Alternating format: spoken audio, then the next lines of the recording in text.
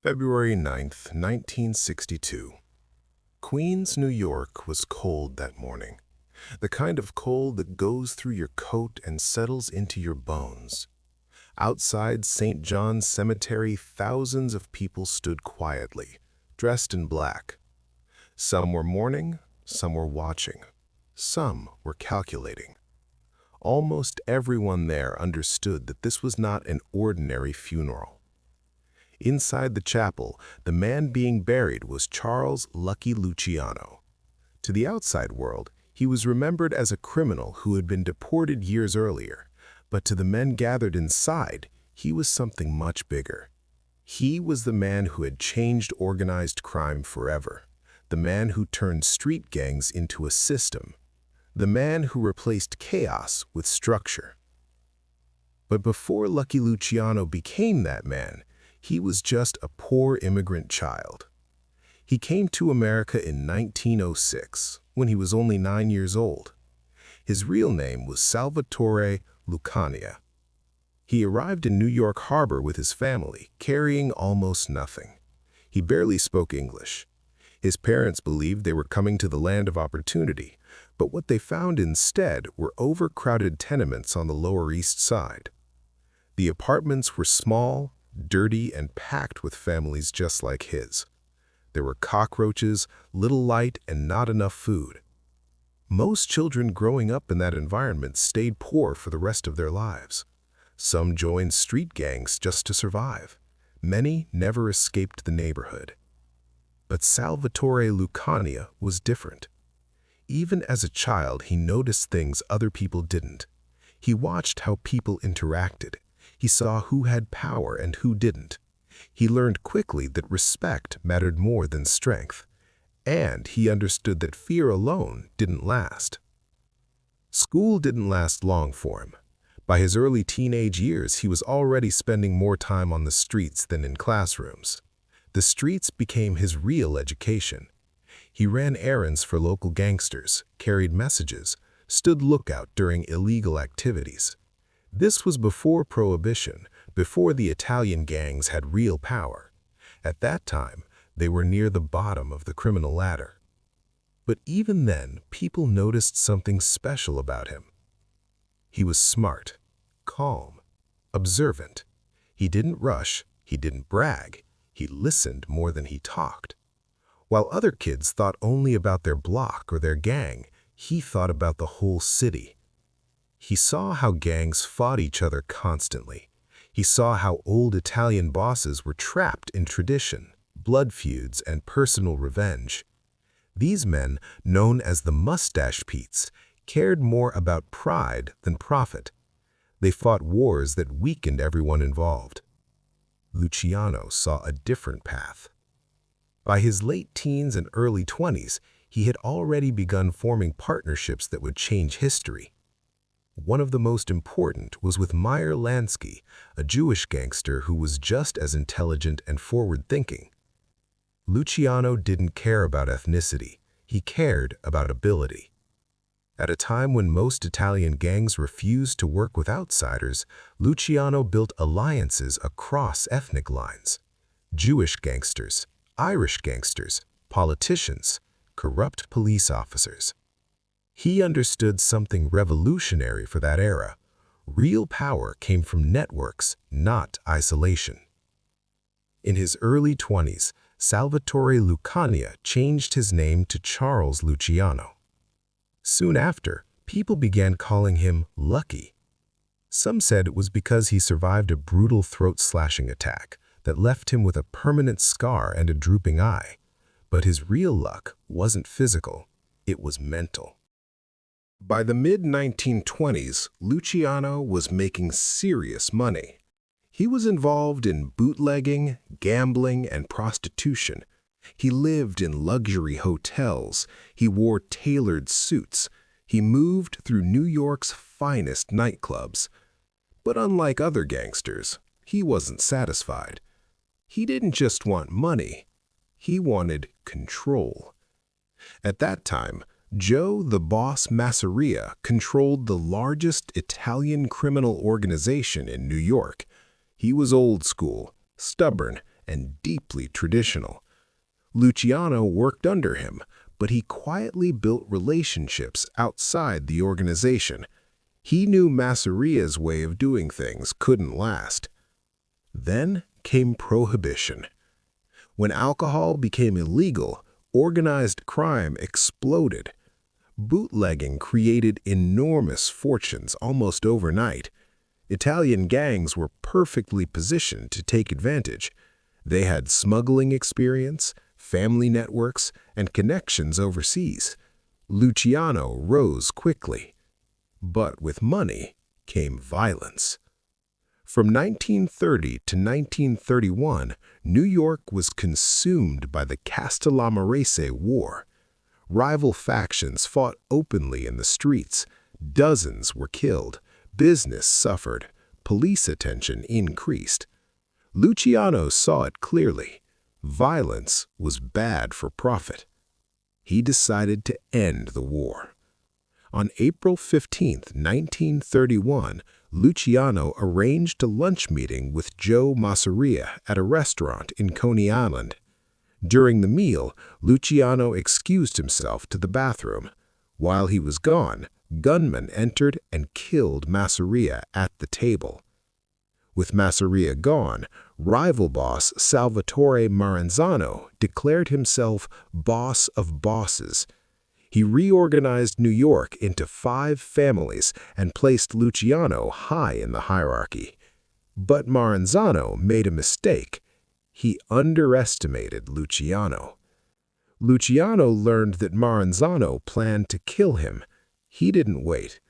On September 10, 1931, Luciano sent men disguised as federal agents into Maranzano's office. They shot him dead. Instead of declaring himself boss of bosses, Luciano abolished the title completely. He replaced it with something new: the Commission. It was a council of equals, 5 families, shared decisions, disputes settled through discussion, not war. Each boss controlled his own family, but major issues required agreement. Violence became a last resort.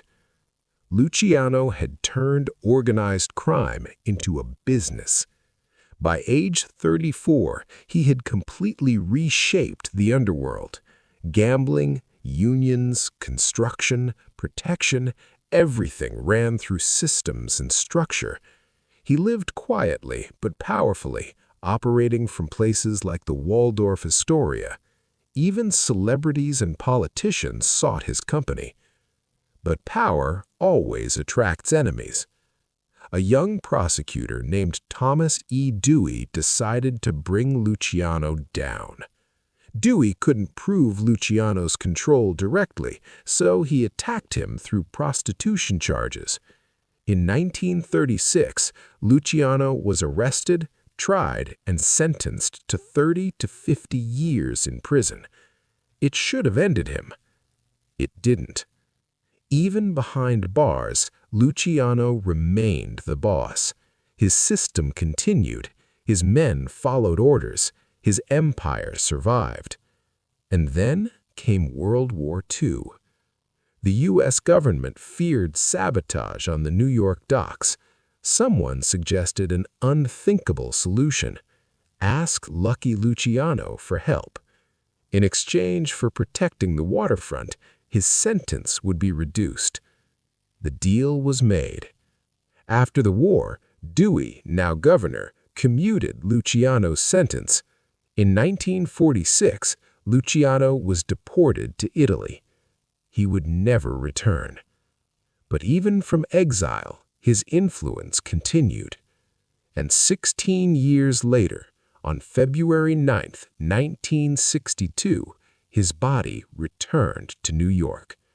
That funeral was not just an ending, it was the beginning of something else. February 9, 1962. As Lucky Luciano's body was lowered into the ground at St. John's Cemetery, most people believed the story was finished. The king was gone. The era had ended. But the truth was very different. Luciano's death did not end his influence. In many ways, it exposed how deep his system still ran. Men like Carlo Gambino understood this better than anyone. Gambino stood among the mourners that day, knowing the risks. Funerals were dangerous in that life. Rivals gathered in one place. Old grudges resurfaced. Power shifted quietly. But this funeral carried extra weight. Whoever stood closest to Luciano's legacy would inherit authority in the eyes of the underworld. Carlo Gambino was calm by nature, but he was not careless. He arrived with bodyguards. He watched the room. He noticed who was present and who wasn't. He also sensed something was wrong, even if he didn't know what. What Gambino did not know was that his life had nearly ended before he ever stepped up to speak. The plot against him had been carefully planned. Vito Genovese, sitting in prison, still believed he deserved control. He believed Gambino had betrayed him years earlier, and he believed that killing Gambino publicly would break the balance Luciano created. It would send a message. What Genovese did not understand was that the world had changed, and the man who understood that change better than anyone was Bumpy Johnson. Bumpy Johnson had learned long ago that power did not always come from pulling a trigger. Sometimes it came from stopping others from pulling theirs. After the funeral ended peacefully, word traveled quietly through the underworld. Something big had almost happened, but no one knew what. Rumors spread. Some said law enforcement had been tipped off. Others said Gambino had moved the shooters at the last moment. Only a few people knew the truth. Bumpy Johnson went back to Harlem without drawing attention. He didn't celebrate, he didn't boast, he didn't tell his men what he had done. That was his style. If people knew how much power you had, you were already losing it. But his actions changed everything. For decades, Harlem had been viewed as territory to be tolerated, not respected. Italian families stayed out only when it was convenient. They pushed when they thought they could get away with it. Bumpy had fought them before with guns and muscle, but this time was different. This time, he beat them with intelligence. News of Gambino's survival reached prison walls quickly. Vito Genovese knew the hit had failed. He also knew someone had interfered. The failure haunted him. He suspected betrayal, but he could not prove it. And in prison, suspicion was deadly. One by one, the men connected to the failed hit began disappearing. Some were transferred. Some were found dead. Some simply vanished. No one questioned it. Failure in that world carried consequences. Carlo Gambino, meanwhile, grew stronger. After Luciano's death, Gambino became the quiet center of power in New York. He didn't declare himself anything. He didn't make speeches. He simply let things fall into place. Other bosses deferred to him naturally. He resolved disputes calmly. He avoided unnecessary violence. And he remembered. He remembered that when his life was in danger, Bumpy Johnson had acted, not for profit, not for favor, but to prevent chaos. That mattered. In the years that followed, Harlem experienced something rare in organized crime: stability. Italian families respected boundaries. Attempts to move in quietly disappeared. Anyone who tried was warned once, then removed. Bumpy Johnson became more than just the king of Harlem. He became a necessary part of the balance. The Italian mob didn't control him, and they couldn't afford to fight him. That respect had been earned on February 9, 1962. Meanwhile, Lucky Luciano's legacy continued to shape everything. The commission still functioned. Families still followed the structure he created. Even federal prosecutions decades later were aimed at dismantling Luciano's system, not replacing it. That alone showed how effective it was. Luciano's vision outlived him. He had arrived in America as a hungry child with nothing. He had grown up surrounded by poverty, crime, and closed doors. Instead of accepting his place, he rewrote the rules. But the cost of that success was enormous. The violence, the corruption, the suffering caused by the systems he built could not be ignored. Communities were damaged, lives were lost, addiction spread, families were destroyed. Luciano was not a hero. He was a force created by opportunity denied and ambition unleashed. Bumpy Johnson understood that truth. So did Carlo Gambino. They both knew that power without restraint destroyed itself. And that day, at a funeral meant to honor a man who changed the world, restraint saved lives. Lucky Luciano was buried in Queens, but his ideas were still alive. They moved quietly through boardrooms, unions, casinos, and back rooms. They adapted, they survived. And the man who saw danger coming that day did not wear a crown or hold a title. He stood outside, watching. That was Bumpy Johnson. February 1962 did not just mark the end of Lucky Luciano's life. It marked the moment when the system he created proved it could survive without him. For men like Carlo Gambino and Bumpy Johnson, that day confirmed something important. Power was no longer about who shouted the loudest or who carried the biggest gun. It was about who understood the board before the pieces moved. Lucky Luciano never returned to America alive, but in many ways, he never really left. The structure he designed continued to operate quietly. The 5 families still existed.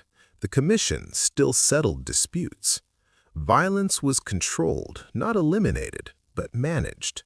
That was Luciano's real genius. He understood that chaos destroyed profit, and profit was the true engine of power. Carlo Gambino mastered that lesson. After Luciano's funeral, Gambino did not rush to declare dominance. He didn't change rules. He didn't make public moves. Instead, he did what Luciano had always done best. He waited. He listened. He observed. Over the next several years, Gambino slowly became the most powerful man in American organized crime, not because he demanded it, but because everyone else allowed it. He resolved disputes quietly. He kept his family disciplined. He avoided unnecessary attention. Law enforcement struggled to touch him because he stayed in the shadows.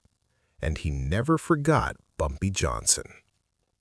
In Harlem, Bumpy Johnson continued to rule without challenge. His reputation had already been strong, but after 1962, it became something else. He was no longer seen as just a local boss. He was recognized as a strategic force, someone who could influence outcomes far beyond his territory. What made Bumpy different was not violence. He had used it when necessary, but he preferred intelligence. He read people carefully. He understood motivations. He knew when to push and when to wait.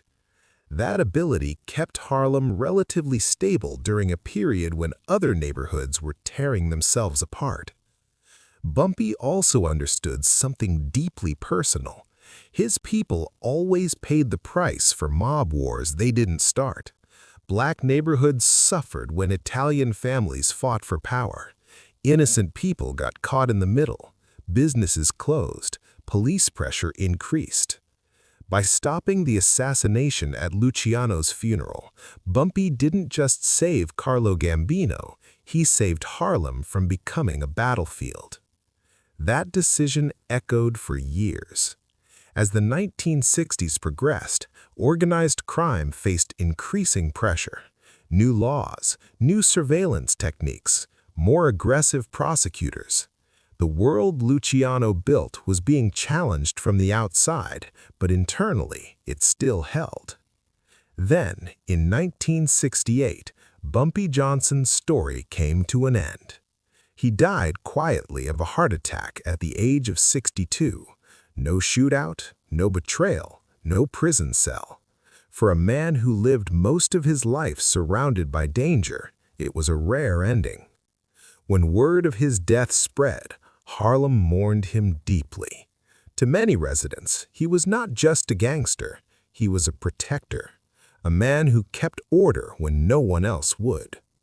What shocked many people was what happened next.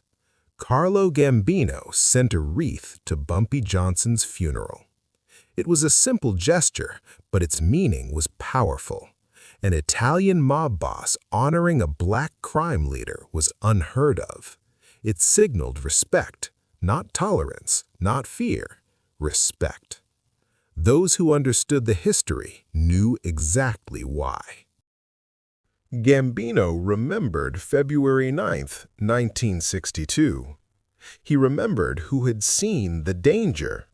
He remembered who had acted without asking for credit. He remembered who had chosen stability over chaos. Lucky Luciano's influence lingered long after his death. Even as federal prosecutions in the 1980s and 1990s weakened the Mafia, the structure he designed shaped how criminal organizations operated around the world. Corporate-style hierarchy, shared decision-making, limited violence, global networks. That blueprint did not disappear. It evolved. Luciano's story is often misunderstood. Some see him as a criminal mastermind to admire. Others see him as a symbol of everything wrong with organized crime. The truth is more complicated. He was a poor immigrant child who saw opportunity where others saw limits. He had extraordinary intelligence and vision.